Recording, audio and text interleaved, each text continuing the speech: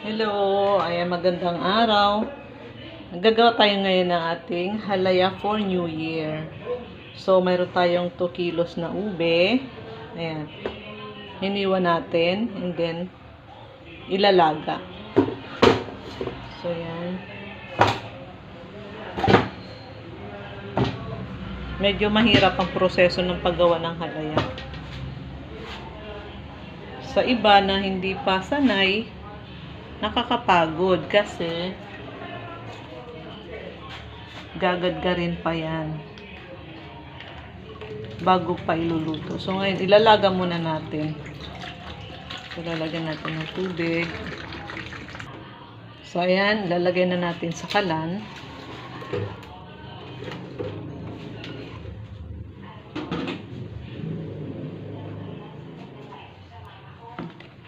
Ayan. So ayan, lalaga muna natin at mamaya pagluto na bago natin kakayuin. So takpan muna natin. See you later. So ayan, check na natin yung ating nilalagang ube for halaya. Check natin. Ayan. Paano mag-check? Tutusukin natin ng tinidor. So, kung malambot na yan, kung malambot na ito, ready na.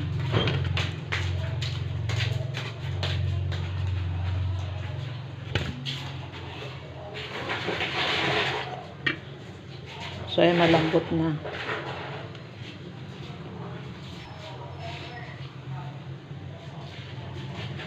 Ayan, malambot na. So, pwede natin patayin ang ating kalan. Ayan. Ayan. Then, next step natin, babalatan natin yan.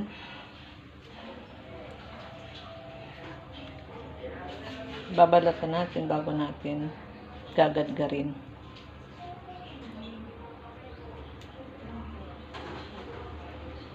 Ayan. Maproseso paggawa ng halaya. Kaya lang, masarap naman kasi talaga. Ayan. Favorite ng madlang people. So, paggagayad. Ayan. Gagagaya rin lang. Ng pinong-pino. Gaya rin lang siya ng pinong-pino.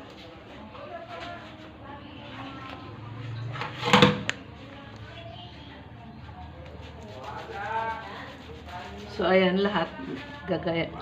Gagagarin yan bago isasalang ulit. At lalagyan na ng mga asukal and gatas, margarine. Ayan. So, ayan na lahat ng ating na gayad na ube. So, ilalagay natin sa mas malaking kawali.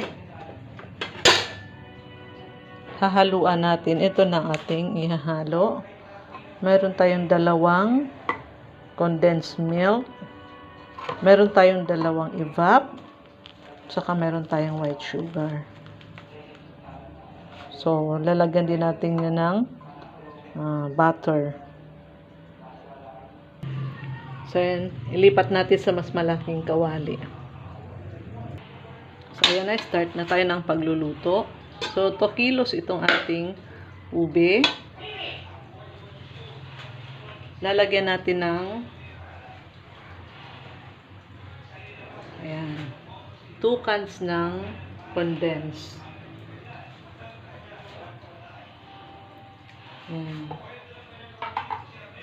Mix muna natin. And then, lagyan din natin ng lagyan din natin ng evaporated milk. Bali, 2 cans din ito ng evap milk.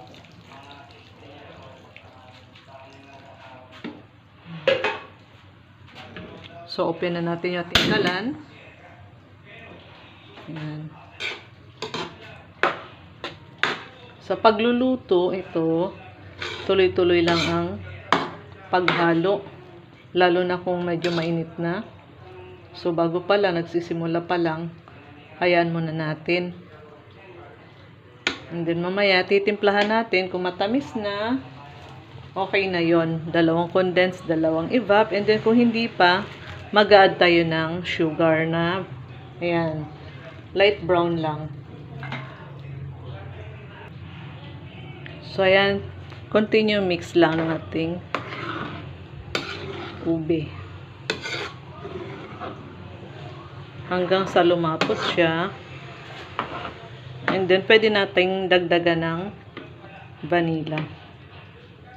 Para medyo mabango ating halaya. So, hanggat hindi pa siya malapot, tikman muna natin kung tama lang yung kanyang tamis. Kasi kung kulang, mag-add na tayo ng brown sugar. Nga, sarap. Sakto lang yung kanyang tamis. Ayan, so ayan, kumukulo na. Medyo mapagod nga lang paggawa ng ating halaya. Pero masarap sa handaan. Tsaka the best ito pag Christmas and New Year. So, kaya gumagawa tayo ngayon para mapasarap naman yung ating handa sa New Year. So, dadagdagan natin ng vanilla habang patuloy tayong halo. So, yan. Lagyan lang natin ng yan. Add natin siya ng 1/2 teaspoon ng vanilla.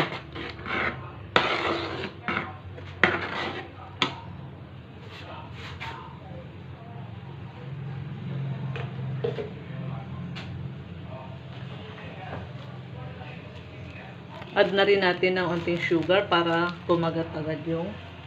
So, kahit 1 ano lang. Ayan.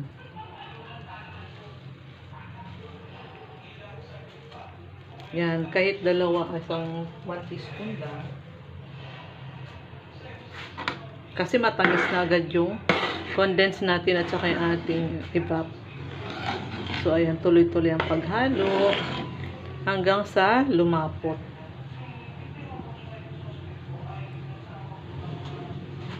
Kasi pag tinigilan ito, dumidikit sa ilalim, magiging tutong, so hindi siya masarap.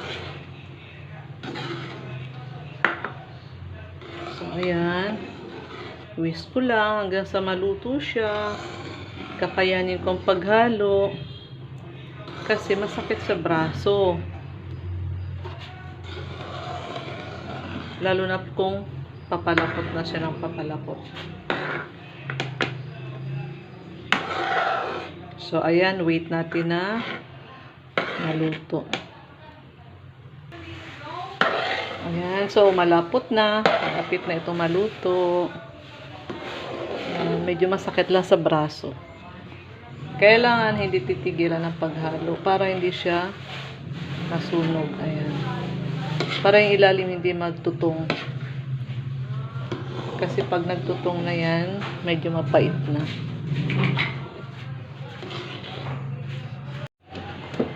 Yan na yung ating halaya. Yan, super malagkit at matigas, mahirap na siyang haluin. So, ibig sabihin, luto na yung pagganyan. So, ayan, pwede natin i-serve. Pwede na natin ilagay sa ating mga Tupperware para mapalamig na. Ang sakit sa braso. Halos 1 hour tayong nagluto. So, pwede natin off yung ating kalan. Ayan. And then, lagay na natin sa isang lalagyan. Ayan. So, pwede na natin siyang ilagay.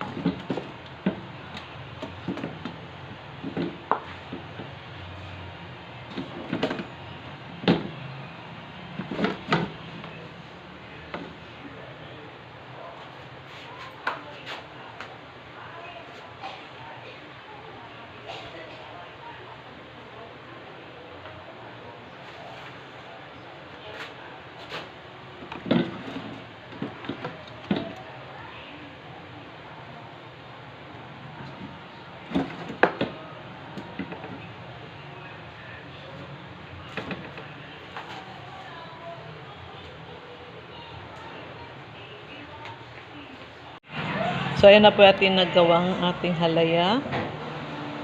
Yan. So, meron tayong tatlong Tupperware ng ating halaya. Yan. Thank you for watching. Pwede na rin po kayong gumawa ng inyong homemade halaya. Happy New Year to all!